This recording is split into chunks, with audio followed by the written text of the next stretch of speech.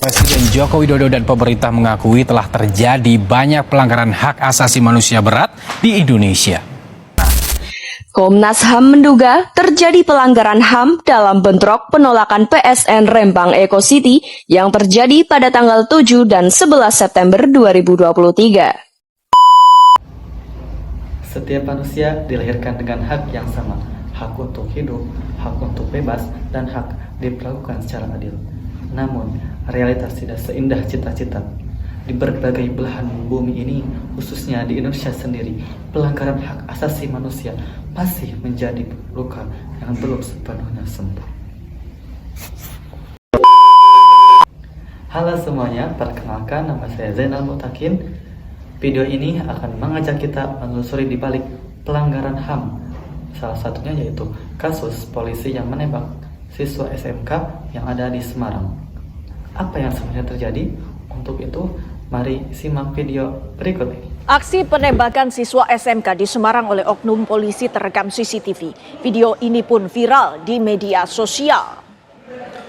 Pemirsa, inilah video CCTV dari sebuah minimarket yang merekam detik-detik penembakan yang diduga dilakukan oleh oknum anggota polisi beberapa waktu lalu. Pada video tersebut menampilkan oknum anggota Polrestabes Semarang Aibda Robik Zainuddin terdakwa kasus dugaan penembakan yang menewaskan siswa SMKN 4 Semarang berinisial GRO yang dijatuhi hukuman 15 tahun penjara. Putusannya Hakim Ketua Mira Sendang Sari dalam sidang di Pengadilan Negeri Semarang Jumat sama dengan tuntutan dari Jaksa Penuntut Umum. Selain hukuman badan, terdakwa juga dijatuhi hukuman denda sebesar 200 juta yang jika tidak dibayarkan akan diganti dengan kurungan selama 1 bulan. Menyatakan terdakwa terbukti bersalah melanggar pasal 80 ayat 3 dan 1 Undang-Undang Nomor 35 Tahun 2014 tentang Perlindungan Anak-anak, katanya. Dalam pertimbangannya, terdakwa terbukti melakukan kekerasan terhadap anak yang mengakibatkan mati dan luka.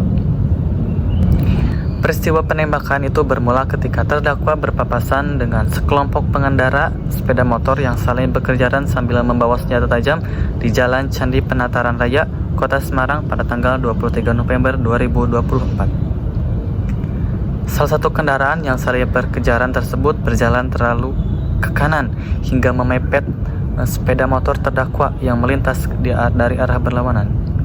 Terdakwa kemudian mengambil senjata api sambil memerintahkan rombongan pengendara sepeda motor untuk. Terdakwa menembakkan 1 tembakan peringatan dan 3 tembakan yang mengarah ke 3 sepeda motor yang melaju ke arahnya.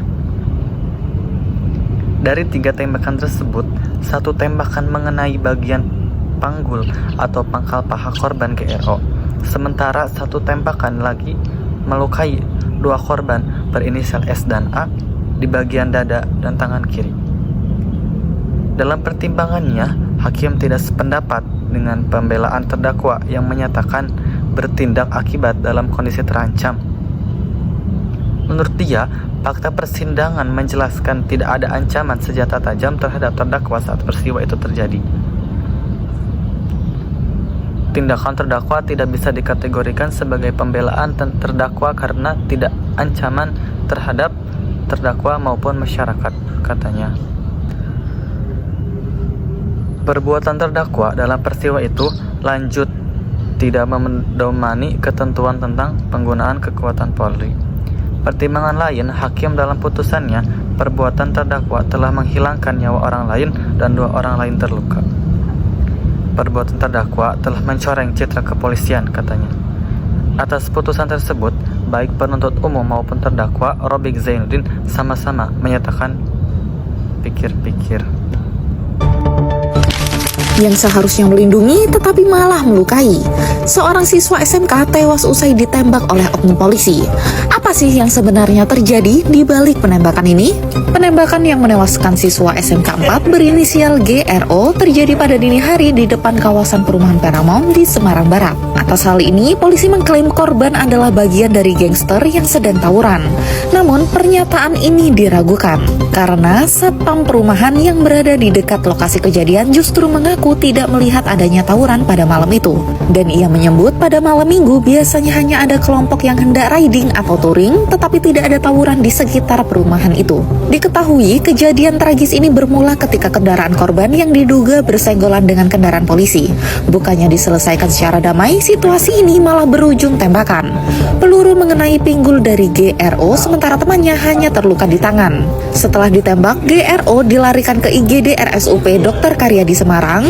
Sayangnya nyawanya tidak terselamatkan akibat luka tembak yang fatal. Kabid Humas Polda Jawa Tengah Kombes Pol Artanto tidak membantah adanya keterlibatan polisi dalam penembakan ini, serta ia meminta kasus ini untuk ditanyakan ke Kapolrestabes Semarang. Direktur Reserse Kriminal Umum Polda Jawa Tengah Kombes Pol Dwi Subagio juga membenarkan insiden tersebut, meskipun detail lebih lanjut belum diungkap.